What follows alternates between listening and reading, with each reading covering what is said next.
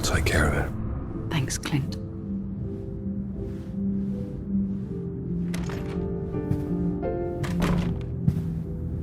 Oh, it's good to have you back. How are you? Terrible. You? Oh, you know, your dad would have hated it. Yeah, would. Mum, it might be a good time to start thinking about yourself. Get out of this.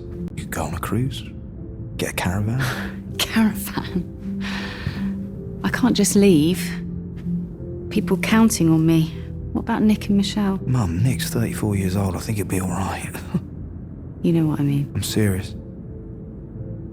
Maybe you should step away. Dad wouldn't want you worrying about the business.